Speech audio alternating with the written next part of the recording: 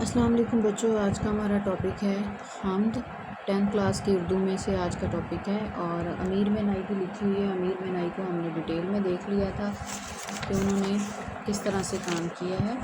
ٹھیک ہے۔ اس کو پہلے ریڈ آؤٹ کرتے ہیں اور پھر چلتے ہیں اس کی تشریح کی طرف۔ دوسرا کون ہے جہاں تو ہے،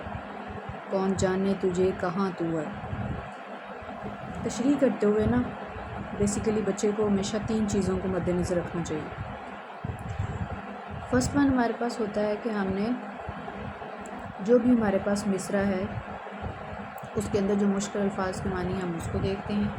اس کے بعد ہم نے اس کا مفہوم دیکھنا ہوتا ہے، اور تیسری چیز جو ہمارے پاس آتی ہے اس کے اندر ہم نے اس کی تشریح دیکھنی ہوتی ہے کہ ہم کتنا اس کو ڈیٹیل میں لکھ سکتے ہیں، ٹھیک ہے۔ اور ایک چیز اور یہ ہے کہ تشریح جب بھی آپ لکھتے ہیں تو تشریح لکھتے ہوئے آپ کوشش کریں کہ اس کانٹیکس سے ریلیٹڈ، یعنی جس بھی ریفرنس سے آپ تشریح کر رہے ہیں اس میں ریفرنس کے جو اشعار ہیں وہ آپ کم از کم لازمی اس کے اندر ایڈ کریں، اس سے یہ کہ آپ کو جو مارکس ہیں وہ آپ کو اچھے مل جاتے ہیں، ٹھیک ہے۔ تو اب یہاں جہاں سے مراد یہ ہے جگہ کی بات کی جا رہی ہے۔ دوسرا کون ہے جہاں تو ہے، یعنی شاعر جب اللہ تعالیٰ کی ذات سے مخاطب اور کہتا ہے کہ جہاں پہ اللہ تعالیٰ کی ذات ہے، یہ اللہ تعالیٰ کا مقام ہے، دوسرا کوئی نہیں ہو سکتا۔ کون جانے تجھے کہاں تو ہے، دوسری بات وہ یہ کہتا ہے کہ کسی کو بھی نہیں معلوم کہ اللہ تعالیٰ جو ہے وہ کہاں پہ ہے، ٹھیک ہے، کیونکہ وہ پوشیدہ ہے، یہ راز ہیں کائنات کے جو کسی کو بھی معلوم نہیں ہے، لیکن ہمیں اس چیز پہ ہمارا ایمان ہے کہ اللہ تعالیٰ کی ذات جو ہے وہ ہر جگہ پہ موجود ہے۔ لاکھ پردوں میں تو ہے بے پردہ، ٹھیک ہے۔ اب یہاں اس نے کیا کہا ہے، لاکھ پردوں میں تو ہے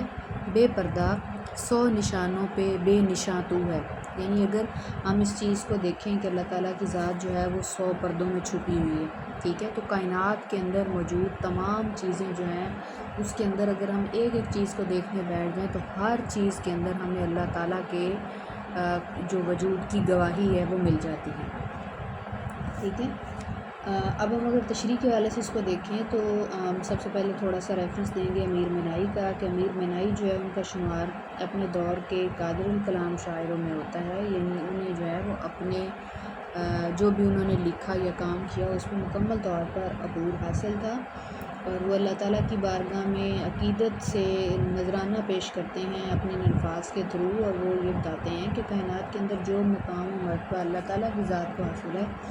وہ کسی اور کو نہیں ہے، اور اللہ تعالیٰ جو ہے وہ ہر لحاظ سے یکتا ہے، یعنی ہم اس چیز پر ایمان رکھتے ہیں کہ کائنات کے اندر کائنات کا نظام چلانے والی جو ذات ہے وہ صرف ایک ہی ہے، وہ اللہ تعالیٰ کی ذات ہے۔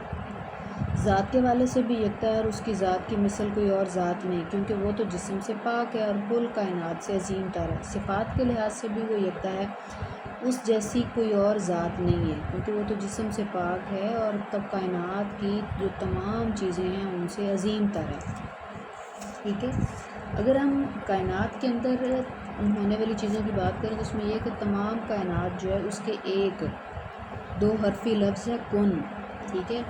اس پہ موو کرتی ہے یا اس کے رحم و کرم پر ہے، اور صرف اس سے کن کی محتاج ہوتی ہے۔ جب اللہ تعالیٰ کی طرف سے حکم ہوتا ہے تو پھر ساری چیزیں جو ہیں وہ ہونے لگ جاتی ہیں، ٹھیک ہے۔ تو اگر ہم اس چیز کو مزید دیکھیں تو اس میں اندر وہ کہتا ہے کہ اللہ جو ہے اللہ کسی کو معلوم نہیں ہے کہ تو کہاں موجود ہے، اگرچہ اللہ تعالیٰ جو ہے وہ کائنات میں ہر جگہ موجود ہے، مومن کے دل میں موجود ہے، ٹھیک ہے، لیکن کسی مخصوص مقام کی جو نشاندہی ہے یا بتانا ہے وہ ناممکن ہے کہ اللہ تعالیٰ کے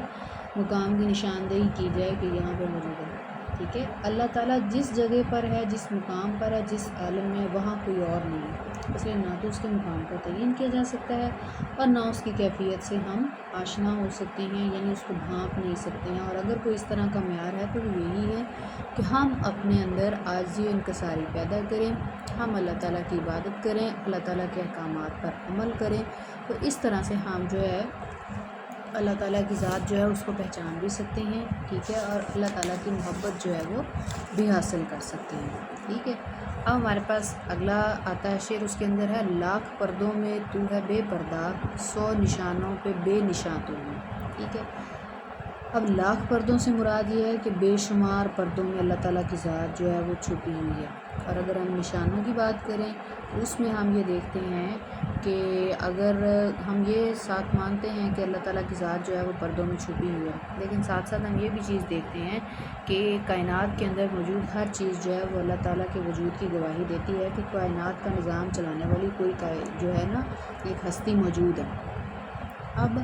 امیر منائی کے حوالے سے اگر ہم دیکھیں تو وہ کیا کہتے ہیں کہ اے اللہ، انسانی آنکھ اور تیری ذات کے درمیان بے شک لاکھوں پردے حائل ہیں، ٹھیک ہے، اور یہ انسان کے لیے ناممکن ہے کہ وہ تیرا دیدار اپنی مادی آنکھ سے کر سکے، لیکن کائنات کے اندر موجود ہر چیز جو ہے وہ آپ کو اس چیز کی گواہی دیتی ہے کہ آپ اس کو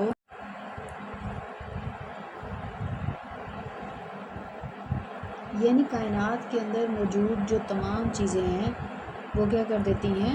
وہ اللہ تعالیٰ کے وجود کی گواہی دیتی ہیں، یعنی کائنات کے اندر موجود ہر شے جو ہے وہ اللہ تعالیٰ کے وجود کا پکار کر اظہار کرتی نظر آتی ہے، کیونکہ تخلیق جو ہے وہ اپنے خالق کے وجود کا ثبوت ہوتی ہے۔ کسی بھی تصویر کو دیکھ کر فوراً سے اس کے مصور کی جو کاریگری ذہن میں آتی ہے، اس لیے بالکل جب ہم پوری کائنات کو دیکھتے ہیں تو کائنات کو بنانے والے کا تصور جو ہے وہ ہمارے ذہن میں ضرور آتا ہے، ٹھیک ہے۔ اگر ہم دوسرے مصرعے کی طرف چلے جائیں تو اس کے اندر شاعر جو ہے وہ یہ کہتا ہے کہ اے اللہ، تیری ذات جو ہے اس کے اندر مطلب وہ سینکڑوں نشانیوں سے عیاں ہیں، یعنی کائنات کے اندر موجود ایک ایک چیز جو ہے وہ اس چیز کی گواہی دیتی ہے کہ اللہ تعالیٰ کی ذات جو ہے وہ موجود ہے۔ شاعر جو ہے مزید کہتا ہے کہ اے اللہ، یہ جو بے شمار نشانیاں ہیں ان کے باوجود بھی تو بے نشان ہیں، یعنی اے اللہ، کھلی آنکھوں سے وجود مادی کے ساتھ تیرا دیدار ناممکن ہے، یعنی جو اندرونی آنکھ ہے نا، جو روحانی تصور ہے، یہ اس سے جب ہم چاہتے ہیں ہم اپنے آپ کو اللہ تعالیٰ کی ذات کے قریب محسوس کرتے ہیں تو ہم اللہ تعالیٰ کی ذات جو ہے اس کو پہچان سکتے ہیں، شناخت کر سکتے ہیں، اور ہم اپنے آپ ہی مطلب اس کو دیکھ سکتے ہیں، اپنے آپ میں نظر آتا ہے۔ آتے ہیں اگلے شعر کی طرف۔ تو ہے خلوت میں، تو ہے جلوت میں، تو ہے خلوت میں، تو ہے جلوت میں۔ خلوت کہتے ہیں تنہائی کو، ٹھیک ہے، اور جلوت سے مراد ہے مجمع، محفل، بہت سارے لوگوں کا ہجوم۔ کہیں پنہا، کہیں عیاں تو ہے۔ پنہا کا مطلب ہوتا ہے چھپا ہوا، اور عیاں کا مطلب ہے جہاں پہ نظر آتا ہے، ظاہر ہے، نمایاں ہے، ٹھیک ہے۔ تو اس شعر کے اندر شاعر جو ہے وہ اللہ تعالیٰ کی مقدس ذات کے متعلق اظہار کرتا ہے، اور وہ یہ بتاتا ہے کہ اللہ تعالیٰ کی ذات جو ہے وہ کامل ذات ہے، اور یہ انسانی ذہن سے اس کا ادراک جو ہے وہ بالا تر ہے۔ اے اللہ، تو ہر جگہ موجود ہے، تنہائی ہو کے محفل، خلوت ہو کے جلوت، تمام جگہ پر اللہ تعالیٰ کی ذات جو ہے وہ موجود ہے، ٹھیک ہے، یعنی کوئی جگہ اللہ تعالیٰ کے وجود سے خالی نہیں ہے۔ ایک مطلب اگر میں اس کو یہاں پہ ایک واقعہ سناؤں تو یہ لمبا ہو جائے گا، لیکن یہ ہے کہ یہ چیز مجھے ضرور بتانی چاہیے کہ ایک مرتبہ حکیم لقمان جو ہے وہ ان کو ان کے آقا نے، جن کی وہ بکریاں چرایا کرتے تھے، ایک مرغ دیا اور کہا کہ اسے کسی ایسی جگہ لے کر جاؤ اور ذبح کرو جہاں کوئی دیکھ نہ رہا ہو، ٹھیک ہے۔ تو وہ شام کو ویسے ہی واپس آ گئے اور کہنے لگے کہ مجھے کوئی ایسی جگہ نہیں ملی جہاں مجھے اللہ تعالیٰ دیکھ نہ رہا۔ تو اللہ تعالیٰ کی ذات تو عرش عظیم پر جلوہ فرمایا ہے، تو اس کی صفات دنیا کی ہر شے میں موجود ہے، ٹھیک ہے۔ تو اگر انسان جو ہے نا وہ گناہوں سے بچ سکتا ہے اس بنیاد پر کہ اگر وہ اپنے ذہن میں یہ تصور رکھے کہ اللہ تعالیٰ کی ذات جو ہے وہ ہر جگہ موجود ہے۔ اور ہم مطلب ایک کنسیپٹ یہ پایا جاتا ہے کہ گناہ کرتے ہوئے ہم یہ کہتے ہیں کہ جی ہمیں کوئی دیکھ نہ لے جب بھی ہم کوئی غلط کام کر رہے ہوتے ہیں۔ اگر انسان کے ذہن میں یہ سوچ چلی جائے کہ اللہ تعالیٰ کی ذات جو ہے وہ تو ہر جگہ موجود ہے، وہ تو ہر جگہ دیکھ رہی ہے، ٹھیک ہے، تو پھر انسان جو ہے وہ کبھی بھی گناہ کی طرف مائل نہیں ہوتا، ٹھیک ہے۔ تو یہ بات تھی یہاں تک۔ اب یہ ہے کہ شاعر کہتا ہے کہ چونکہ اللہ تعالیٰ کی ذات تک تو کوئی نہیں پہنچ سکتا، لیکن وہ پوشیدہ ذات ہے، مطلب کائنات کے اندر اللہ تعالیٰ کی جتنی بھی صفات ہیں یا کائنات کے اندر جتنی بھی تخلیقات ہیں ان کے اندر اللہ تعالیٰ کی موجودگی جو ہے یا اس کائنات بنانے والے کا جو وجود ہے یا اس کی ایک پہچان ہے وہ یہاں پہ موجود ہے،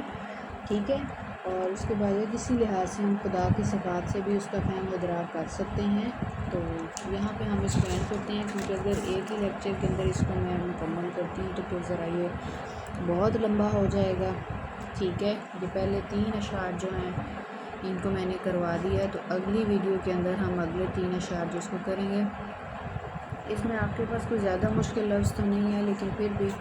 میں ان کو انڈر لائن کر دیتی ہوں جو مین چیزیں آپ کی یاد رکھنے والی ہیں۔ سو نشان، بے نشان، لاف پردوں، بے پردہ، بیسک سا کنسیپٹ ہے، خلوت ہے، جلوت ہے، پنہا ہے اور عیاں ہے، یہ میں نے آپ کو سمجھا دیا، تو اس کو آپ نے اسی طرح سے سمجھ لے کے چلنا ہے۔ چلیں جی، تو نہیں ملتے ہیں نیکسٹ ویڈیو کے اندر، اور اس کے اندر ہم اس کے جو باقی اشعار ہیں اس کو دیکھیں گے، اور پھر ہم یہ بھی دیکھیں گے کہ یہ جو حمد ہے امیر منائی کی، یہ ان کی جو تصانیف ہیں ان میں سے کہاں سے لیا گیا، مطلب اس کا ماخذ کیا ہے۔ ماخذ سے مراد یہ ہوتی ہے کہ جو چیز، چاہے وہ نظم ہے، غزل ہے، نثر ہے، یہ کوئی بھی چیز ہے، وہ کہاں سے لکھی ہوئی ہے۔